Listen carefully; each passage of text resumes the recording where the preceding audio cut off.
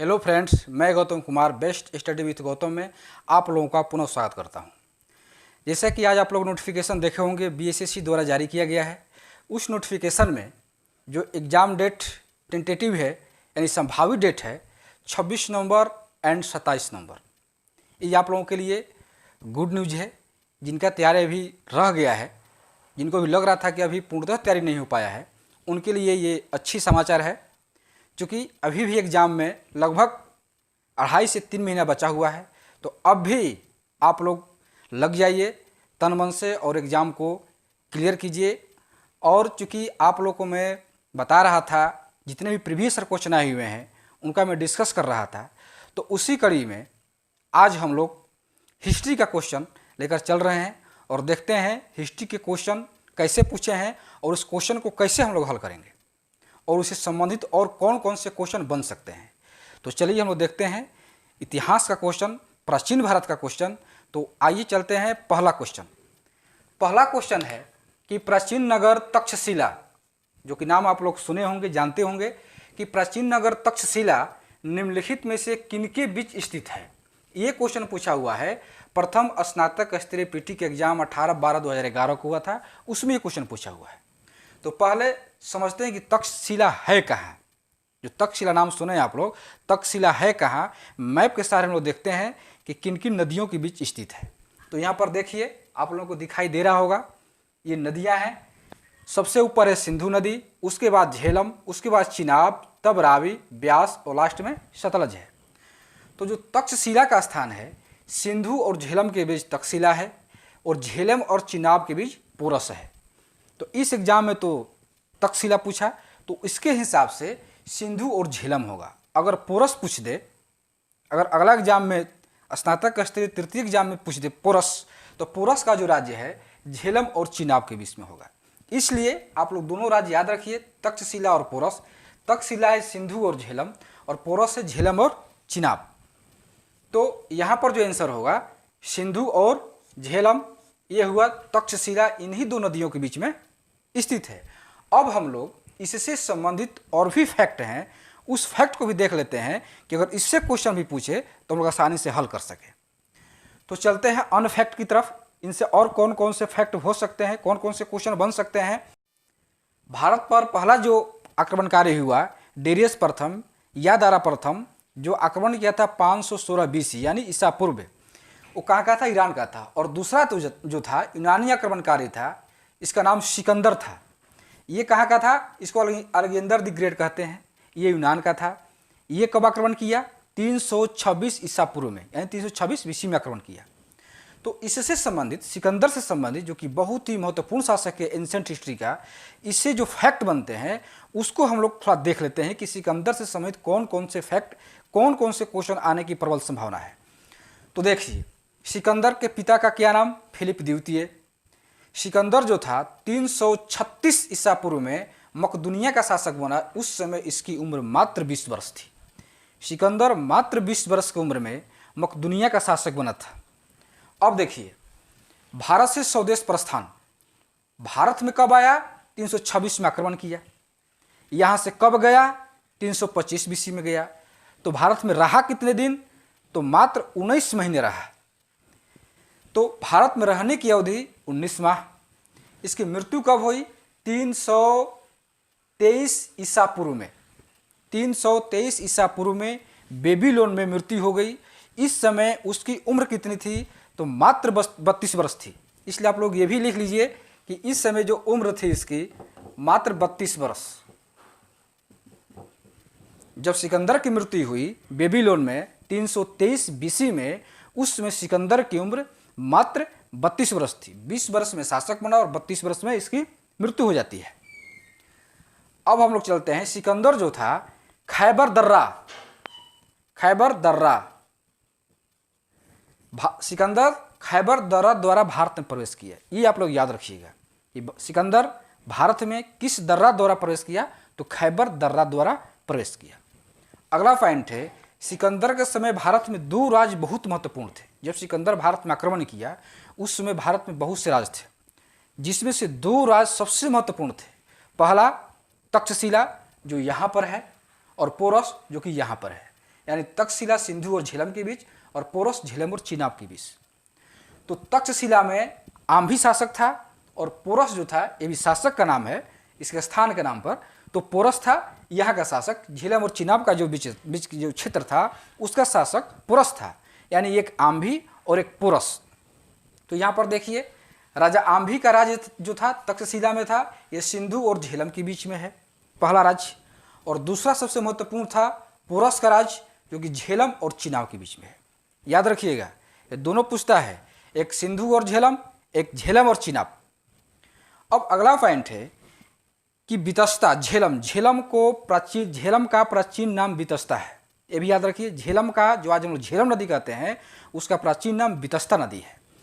तो बितस्ता का युद्ध या हाइडे स्पीच का युद्ध, ये एक ही नाम है, बितस्ता का युद्ध या हाइडे स्पीच का युद्ध सिकंदर ने पोरस को हराया।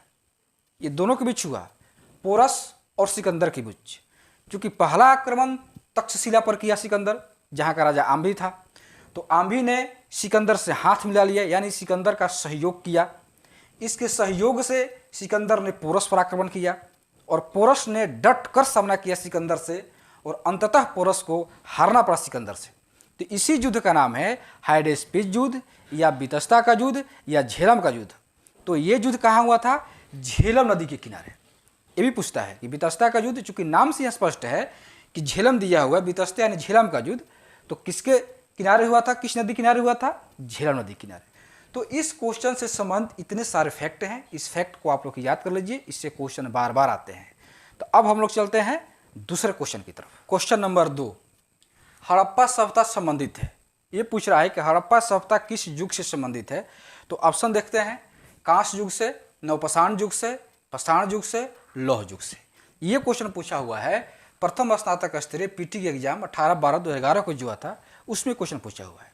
तो इसका आंसर जो होगा कांस्य युग से होगा। इसका हम लोग विश्लेषण देख लेते हैं कि इससे संबंधित और भी कोई क्वेश्चन आए तो हम लोग आसानी से हल कर सके। तो देखिए हड़प्पा सभ्यता का और क्या क्या नाम है, पहले ये समझते हैं कि हड़प्पा सभ्यता के और क्या क्या नाम हैं। तो हड़प्पा सभ्यता को सिंधु घाटी की सभ्यता भी कहते हैं, इसको आद्य ऐतिहासिक सभ्यता भी कहते हैं और इसको कांस्य युगीन सभ्यता भी कहते हैं। तो याद रखिए हड़प्पा सभ्यता का 4 नाम हुआ, एक हड़प्पा सभ्यता, एक सिंधु घाटी की सभ्यता, एक आद्य ऐतिहासिक सभ्यता, एक कांस्य युगीन सभ्यता। तो अगर यहाँ पर कांस्य युग न दे करके अगर आद्य ऐतिहासिक भी दिया रहता तो यहाँ आंसर आद्य ऐतिहासिक होता। यहाँ पर आद्य ऐतिहासिक ना दे करके सिंधु घाटी की सभ्यता देता तो यहाँ पर सिंधु घाटी की सभ्यता देता। इसलिए मैं यहाँ पर चारों नाम का लिख दिया हूँ और आप लोग देख सकते हैं। इसलिए ये जरूरी नहीं कि यही क्वेश्चन आए और यही ऑप्शन आए, ऑप्शन चेंज कर सकता है, हो सकता है क्वेश्चन वही हो लेकिन ऑप्शन चेंज कर दे, कांस्य युग न दे करके आद्य ऐतिहासिक दे दे। तो आप लोग आद्य ऐतिहासिक सही कीजिए, क्योंकि हड़प्पा सभ्यता के ही नाम है, चारों नाम हड़प्पा सभ्यता के ही हैं, इसलिए चारों नाम आप लोग याद कर लीजिए। इसी में और पॉइंट भी है। अगला पॉइंट है कि भारतीय पुरातत्व संरक्षण विभाग के महानिर्देशक जॉन मार्शल जो थे भारतीय पुरातत्व विभाग के महानिर्देशक थे। मतलब जितनी खुदाई हो रही थी भारत में, पाकिस्तान में, मतलब सिंधु क्षेत्र के अगल बगल, उसके जो निर्देशन करता थे जॉन मार्शल थे। तो इन्हीं के निर्देशन में 1921 ईस्वी में हड़प्पा सभ्यता की खोज हुई। किसने की? दयाराम साहनी ने की। मतलब निर्देशन था जॉन मार्शल का, क्योंकि पुरातत्व विभाग के अध्यक्ष थे। तो इन्हीं की अध्यक्षता में दयाराम साहनी ने 1921 ईस्वी में हड़प्पा की खोज की और 1922 में यानी अगले साल ही रखालदास बनर्जी ने मोहनजोदड़ो की खोज की। इसलिए ये 2 फैक्ट आप लोग याद रखिए कि हड़प्पा की खोज दयाराम साहनी और मोहनजोदड़ो की खोज रखालदास बनर्जी 1921 में और 1922 में। किसके निर्देशन में? जॉन मार्शल के निर्देशन में। अब हम लोग चलते हैं अगले पॉइंट की तरफ। हड़प्पा सभ्यता का काल निर्धारण, मतलब कार्बन 14 के अनुसार, जो केमिस्ट्री में पढ़ते होंगे आप लोग, कार्बन 14, उसके अनुसार हड़प्पा सभ्यता का जो समय था, मतलब कब से कब तक, तो इसके अनुसार हड़प्पा सभ्यता का जो काल था, समय था, वो था 2350 BC से लेकर के 1750 BC तक। इसलिए आप लोग समय भी याद रखिए कि 2350 BC से लेकर 1750 BC तक। तो ये क्वेश्चन आप लोग समझ गए होंगे। अब हम लोग चलते हैं अगले क्वेश्चन की तरफ। चीनी यात्री ह्वेन सांग ने भारत का भ्रमण किया। चीनी यात्री ह्वेन-सांग ने भारत का भ्रमण किसके शासनकाल में किया, ये क्वेश्चन पूछ रहा है। तो ऑप्शन ए है अशोक के शासनकाल में, बी है चंद्रगुप्त मौर्य के शासनकाल में, सी है हर्षवर्धन के शासनकाल में और डी है चंद्रगुप्त द्वितीय के शासनकाल में। ये क्वेश्चन पूछा हुआ है प्रथम स्नातक स्तरीय पीटी एग्जाम 18/12/2011 को। तो इसका आंसर ह्वेन-सांग के शासनकाल में ऑप्शन नंबर सी होगा। इसका डिस्क्राइब मैं यहाँ नीचे किया हूँ, अब मैं आप लोगों को समझा रहा हूँ। पहले क्वेश्चन हम लोग पढ़ लेते हैं, उसका आंसर देख लेते हैं, उसके बाद इसको हम लोग समझ लेते हैं। तो अगला क्वेश्चन है, निम्नलिखित में से किसने नालंदा विश्वविद्यालय में अध्ययन किया। तो नालंदा विश्वविद्यालय में किसने अध्ययन किया, तो ह्वेन-सांग नालंदा विश्वविद्यालय में अध्ययन किया। याद रखिए, ह्वेन-सांग चीनी यात्री था, हर्षवर्धन के शासनकाल में आया भारत में और नालंदा विश्वविद्यालय में अध्ययन किया। इससे संबंधित और भी फैक्ट बहुत सारे हैं, उसको हम लोग देख लेते हैं कि हो सकता है कि ये क्वेश्चन आप पूछ करके इसके अलावा जो और क्वेश्चन बच रहे हैं उनसे क्वेश्चन पूछ दे। इसलिए सारे फैक्ट को यहाँ पर मैं लिख चुका हूँ, ये आप लोग देख सकते हैं। तो देखिए, है विदेशी लेखक यहाँ पर है, फिर किसके राज दरबार में लोग आए, ये किताब कौन कौन से लिखे और इनकी विशेषताएं क्या क्या है। तो बारी बारी से सारे विदेशी लेखक को हम लोग देखते हैं। तो पहले हैं मेगास्थनीज, इनको देखिए। मेगास्थनीज 305 ईसा पूर्व में भारत में आए। ये किसके राज दरबार में आए, चंद्रगुप्त मौर्य के दरबार में आए। इसने कौन सी किताब लिखी, इंडिका। याद रखिएगा, मेगास्थनीज ने इंडिका लिखी। इनकी विशेषताएं क्या है, ये सेल्यूकस निकेटर के राजदूत थे, सेल्यूकस निकेटर के राजदूत थे। अभी इतना ही आप लोग याद रखिए, क्योंकि ये केवल फैक्ट है, तथ्य है कि तथ्य ही पूछा है तो तथ्य हम लोग समझ लेते हैं। दूसरे शासक हैं, लेखक हैं डायमेकस, किसके दरबार में आए, बिंदुसार। ये सब मौर्य वंश के शासक हैं, चंद्रगुप्त मौर्य, बिंदुसार, अशोक, ये मौर्य वंश के शासक हैं। तो डायमेकस किसके दरबार में आए, बिंदुसार। इनको कौन भेजा, तो सीरिया के शासक एंटियोकस का राजदूत, सीरिया के जो शासक थे एंटियोकस, उन्होंने डायमेकस को बिंदुसार के दरबार में भेजा। अब हम लोग चलते हैं तीसरे लेखक की ओर, इनका नाम है डायोनिसियस। डायोनिसियस ये अशोक के दरबार में आए थे। इनको कौन भेजा, तो मिस्र के शासक टॉलमी फिडाल्फस, टॉलमी फिडाल्फस मिस्र के शासक थे, इन्होंने अशोक के दरबार में भेजा। तो तीन नाम हुए, मेगास्थनीज, डायमेकस, डायोनिसियस, चंद्रगुप्त मौर्य, बिंदुसार, अशोक। ये मौर्य वंश के तीन शासक में तीन विदेशी लेखक आए। अब हम लोग चलते हैं अगला, फाहियान। फाहियान किसके दरबार में आए, चंद्रगुप्त द्वितीय के दरबार में। इन्होंने किताब लिखी, उस किताब का नाम है फू क्यू की। याद रखिएगा, इसने कौन सी किताब लिखी, फू क्यू की। फाहियान ने किताब लिखी फू क्यू की, चंद्रगुप्त द्वितीय के दरबार में आए थे। अगले हैं विदेशी लेखक ह्वेन-सांग, ये हर्षवर्धन के दरबार में आए। ह्वेन-सांग हर्षवर्धन के दरबार में आए, इन्होंने भी एक किताब लिखी, इनकी किताब का नाम है सी क्यू की, सी क्यू की। फाहियान का किताब का नाम है फू क्यू की और ह्वेन-सांग किताब का नाम है सी क्यू की। ह्वेन-सांग से और भी संबंधित फैक्ट हैं, उनको देख लेते हैं। हर्षवर्धन, यहाँ ह्वेन-सांग होगा, ह्वेन-सांग।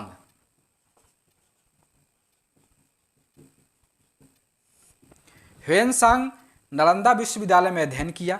कहाँ अध्ययन किया, नालंदा विश्वविद्यालय में। नालंदा विश्वविद्यालय का उसमें कुलपति कौन थे, शीलभद्र। तो याद रखिए, कहाँ अध्ययन किया, नालंदा। कुलपति कौन है, शीलभद्र। ह्वेन-सांग का और भी नाम है, एक नाम इनका है हुआन चुआंग।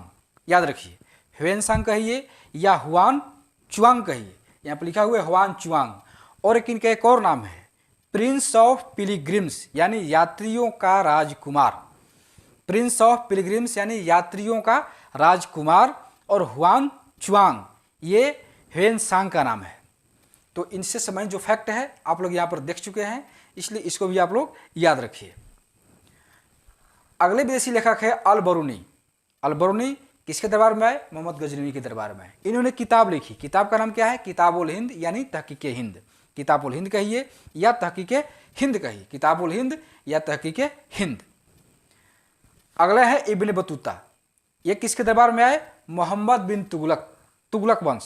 जो दिल्ली सल्तनत में आप लोग पढ़े होंगे, दिल्ली सल्तनत के इतिहास में, उसमें तुगलक वंश है। तुगलक वंश के एक शासक है मोहम्मद बिन तुगलक, इन्हीं के दरबार में आए इब्न बतूता। इन्होंने किताब लिखी, एक किताब है भारत की खोज और दूसरा है रेहला, जिनमें रेहला बहुत ही इंपॉर्टेंट है और बार बार पूछा जाता है। तो रेहला किसने लिखी? Ibn Battuta. किसके दरबार में है? मोहम्मद बिन तुगलक के दरबार में। तो महत्वपूर्ण जो विदेशी लेखक है यही है। ये किसके दरबार में आए, कौन सी किताब लिखे और उनकी विशेषताएं क्या है, यही फैक्ट है जो इनसे क्वेश्चन बार बार आते हैं। जो अभी आप लोगों ने देखा कि 2 क्वेश्चन इसी फैक्ट से आ हुए हैं, इसलिए इन सारे फैक्ट को आप लोग याद कर लीजिए। तो आइए हम लोग चलते हैं अगले क्वेश्चन की तरफ। बुद्ध से संबंधित अवसरों से जुड़े प्रतीकों में स्तूप, इसको ध्यान दीजिएगा आप लोग, स्तूप इसका प्रतीक है। मतलब स्तूप जो था बौद्ध धर्म में गौतम बुद्ध से किस चीज का प्रतीक था? स्तूप। तो ये क्वेश्चन पहले पूछा है प्रथम इंटरस्तरीय पीटी एग्जाम 29/12/17 को। तो पहले हम लोग बौद्ध धर्म के प्रतीक जो हैं उनको देख लेते हैं कि किस से कौन सा प्रतीक क्वेश्चन पूछा जाता है। इसलिए सारे प्रतीक को यहाँ पर मैं लिख दिया हूँ, आप लोग यहाँ पर देख सकते हैं कि किसका प्रतीक कौन सा है। जैसे स्तूप का प्रतीक, तो यहाँ पर देखिए स्तूप, ये मृत्यु का प्रतीक है स्तूप। तो पहले इसका आंसर सही कर लेते हैं, मृत्यु। ऑप्शन ए है, स्तूप किसका प्रतीक है? मृत्यु का। इसी तरह से और भी हैं जिसका प्रतीक दिया हुआ है। हो सकता है कि स्तूप न पूछ करके निर्वाण पूछ दे, समृद्धि पूछ दे, ज्ञान पूछ दे कि ज्ञान का प्रतीक क्या है। तो देखिए पहला जो प्रतीक है, गौतम बुद्ध के गर्भ में आने का प्रतीक हाथी है। गौतम बुद्ध के गर्भ में आने का प्रतीक हाथी।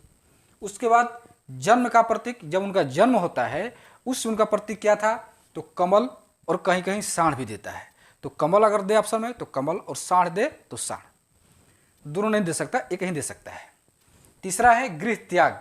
गृह त्याग को बौद्ध धर्म में महाभिनिष्क्रमण कहते हैं। पहली बात तो ये आप लोग याद कर लीजिए, गृह त्याग को बौद्ध धर्म में महाभिनिष्क्रमण कहते हैं। तो गृह त्याग का प्रतीक क्या है? घोड़ा यानी अश्व, क्योंकि घोड़ा से ही गृह त्याग किया इसलिए अश्व कहा गया है। गृह त्याग का प्रतीक अश्व। अगला है ज्ञान। ज्ञान का प्रतीक क्या है? पीपल, क्योंकि पीपल वृक्ष के ही नीचे इनको ज्ञान की प्राप्ति हुई थी। उस पीपल को बोधि वृक्ष कहते हैं। इसलिए अगर ऑप्शन में पीपल नहीं दे, बोधि वृक्ष दे दे, तो बोधि वृक्ष को सही कीजिए। तो पीपल या बोधि वृक्ष, ये ज्ञान का प्रतीक है। अगला है समृद्धि। समृद्धि का प्रतीक है शेर। समृद्धि का प्रतीक शेर हुआ। उसके बाद है निर्वाण। निर्वाण का प्रतीक है पद चिन्ह। निर्वाण का प्रतीक पद चिन्ह। और लास्ट में मृत्यु होता है, तो मृत्यु का जो प्रतीक है स्तूप।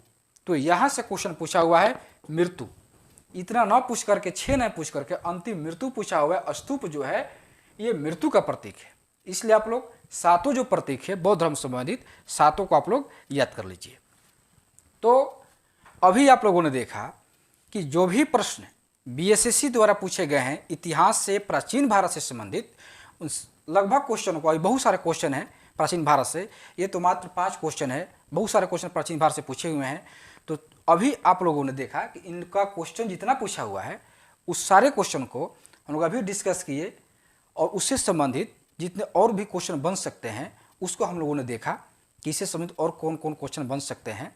क्योंकि जरूरी नहीं कि जो क्वेश्चन पूछा है वही पूछे, इसके अलावा भी पूछ सकता है। तो इस क्वेश्चन से संबंधित और कौन कौन से क्वेश्चन बन सकते हैं उसका अभी आप लोगों ने देखा।